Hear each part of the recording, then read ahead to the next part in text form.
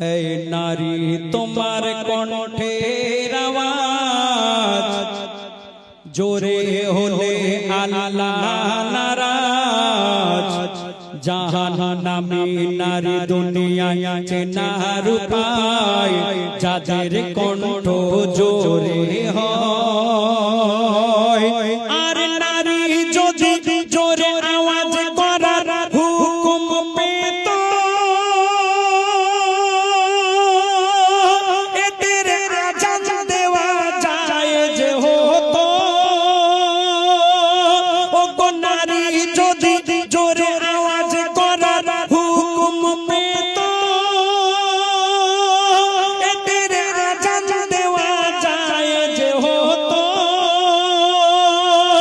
আর মিরাজ থেকে এসে নবী, ও গো মিরাজ থেকে এসে নবী সাহাবীদের শোনায়, সাহাবীদের শোনায়।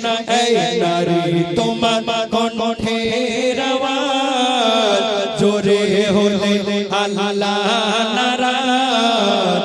জাহান্নামী নারী দুনিয়ায় চেনার উপায় যাদের কণ্ঠ জোরে হয়।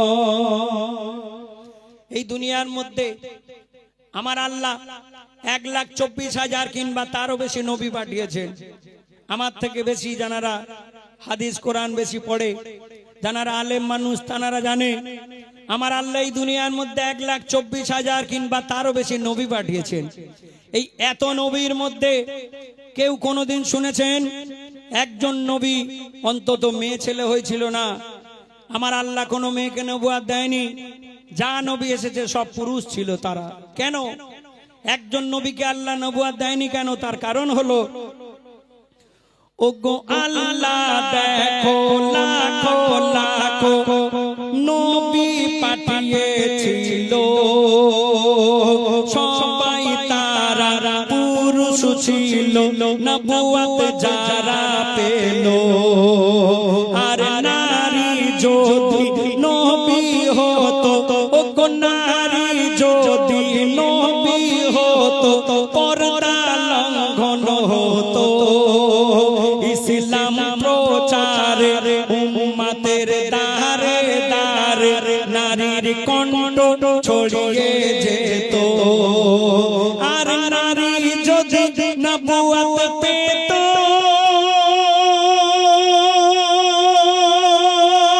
তবে আদমের কি এত কদর হতো। ও গো নারী যদি নবুয়ত পেত তবে আদমের কি এত কদর হতো। আর জান্নাত কি আর খুঁজতো নারী, ও গো জান্নাত কি আর খুঁজতো নারী। স্বামীর পায়ের তলায়, স্বামীর পায়ের তলায়। এই নারী তোমার কণ্ঠের আওয়াজ জোরে হলে আল্লাহ নারাজ। জাহান্নামী নারী দুনিয়ায় চেনার উপায় যাদের কণ্ঠ জোরে হয়। আর নারী যদি জোরে আওয়াজ করার হুকুম পেত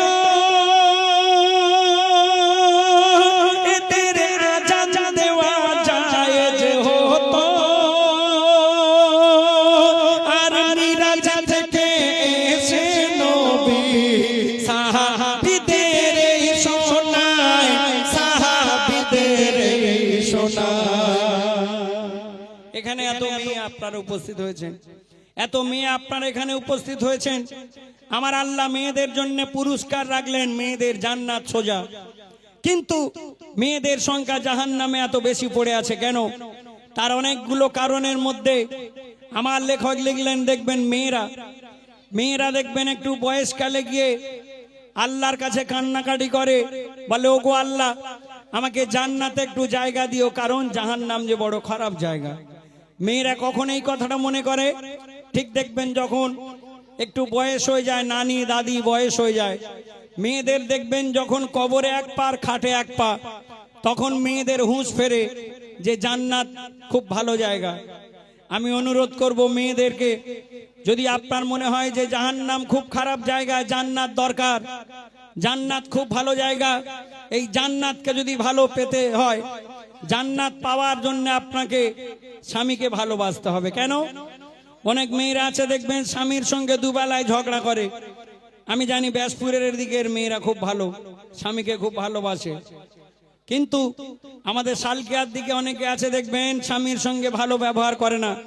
স্বামী যদি একটু গরিব হয়, স্বামী যদি একটু দুর্বল হয়, অনেকে মেনে নেয় না। অনেক মেয়েরা আছে দেখবেন স্বামী যদি বাইরে 2-4 দিনের জন্য কাজে চলে যায়, অন্য পুরুষের কাছে সারা রাত ফোন করে।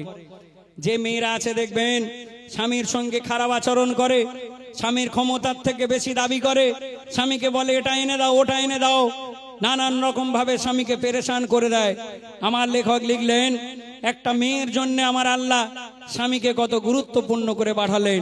তাই বলছে, ও গো যে নারীরা স্বামীর উপর হুকুম তামিল করে, তুমি ভুলে যেও না সৃষ্টি হয়েছো পুরুষের বাম পা জোড়ের হাড়ে।